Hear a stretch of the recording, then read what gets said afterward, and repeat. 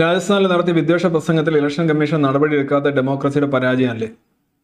ഞാൻ രാജസ്ഥാനിൽ നടത്തിയ വിദ്വേഷ പ്രസംഗത്തെക്കുറിച്ചും അതിനുശേഷം അത് അഫോം ചെയ്തുകൊണ്ട് മോദി പറഞ്ഞത് ഒരു സ്ലിപ്പാണ് എന്ന് ഞാൻ കരുതുന്നില്ല. അങ്ങനെ ആരെങ്കിലും കരുതുന്നതെന്ന് എനിക്കറിയില്ല.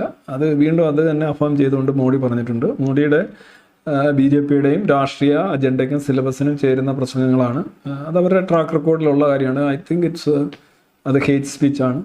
അതൊരു പ്രധാനമന്ത്രി നടത്താൻ പാടില്ല. ഞാൻ ആവർത്തിച്ച് പറഞ്ഞു. കഴിഞ്ഞ ഇപ്പോൾ ഒരു അരമണിക്കൂർ മുന്നേ ആ ഒരു വിഷയത്തെക്കുറിച്ച് ഞാൻ വളരെ ഡീറ്റെയിൽ ആയിട്ട് പറഞ്ഞു.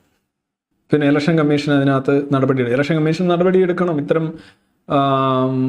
മുളയിൽ ഇത് മാത്രമല്ല, ഇലക്ഷൻ കമ്മീഷൻ്റെ കയ്യിൽ ഇത്തരം പ്രസംഗങ്ങളും ഇത്തരം കാര്യങ്ങളുമൊക്കെ അപ്പോൾ ആദ്യത്തെ ഇത് വെരി ഫസ്റ്റിലെ തന്നെ വളരെ ശക്തമായ നടപടി എടുക്കണം. എന്നെങ്കിൽ മാത്രമേ setting A right standard.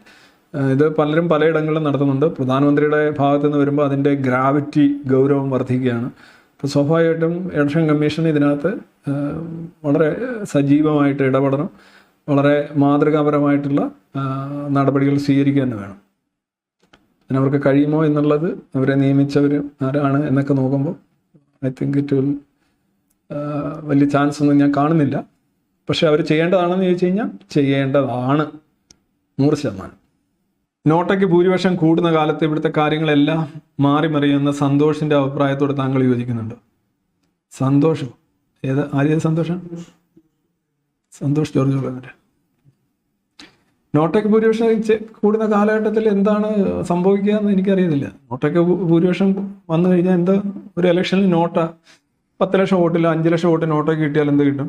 1 lakh vote കിട്ടുന്ന സ്ഥാനാർത്ഥി ജയിക്കും, ഇത്രേ ഉള്ളൂ. അല്ല 2 ലക്ഷം വോട്ടിൽ നിന്ന് കിട്ടുന്ന അതിൻ്റെ താഴെ വരുന്ന സ്ഥാനാർത്ഥി ജയിപ്പിച്ചു വിടും. അതിന് അയാൾക്ക് കുറ്റബോധം തോന്നണം. കുറ്റബോധമൊക്കെ ചിലപ്പോൾ കുറ്റബോധത്തിൽ എന്ത് കാര്യം ഇരിക്കും?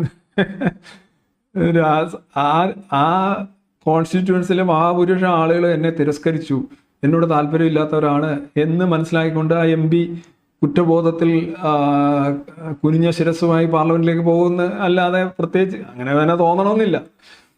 മനസ്സിലായില്ലേ? പിന്നെ മാത്രമല്ല, ഈ നോട്ടൊക്കെ അല്ലാതെ വരാം. ഇപ്പോൾ ഒരു പ്രധാനപ്പെട്ട ഒരു പാർട്ടിയൊക്കെ ഇലക്ഷൻ ബോയ്ക്കോട്ട് ചെയ്ത് കഴിഞ്ഞാൽ നോട്ടയ്ക്കൊക്കെ ഭൂരിപക്ഷം വരുന്ന അവസ്ഥ വരാം. അപ്പോൾ ഉദാഹരണമായിട്ട് ഇപ്പോൾ ഒരു ഇലക്ഷനെ പ്രതിപക്ഷം മൊത്തം ബോയ്ക്കോട്ട് ചെയ്യുക, അത് പല രാജ്യങ്ങളിലും ഇന്ത്യയിലൊക്കെ വരാറുണ്ട്. അപ്പോൾ അങ്ങനെ വരുമ്പം പ്രതിപക്ഷം പോയി വോട്ട് ചെയ്യാനായിട്ട് അവർ ആഹ്വാനം ചെയ്യുക. അതായത് ഈ വോട്ട് ചെയ്യാതിരിക്കുന്നത് പോലെ, സ്വന്തം സ്ഥാനാർത്ഥിക്ക് വോട്ട് ചെയ്യുന്നത് പോലെ നോട്ടയ്ക്ക് കുത്താനായിട്ട് പാർട്ടികൾ ആഹ്വാനം ചെയ്ത് കഴിഞ്ഞാൽ നോട്ട ഭൂരിപക്ഷമായിട്ട് വരും. അപ്പോൾ എന്ത് ചെയ്യും? അതിനൊക്കെ സാധ്യതയുണ്ട്. അതുകൊണ്ട് നോട്ടയുടെ ഭൂരിപക്ഷം ഇറ്റ് ഡസൻറ്റ് മീൻ എനിത്തിങ്. അത് send some signals and some messages for the stake holders.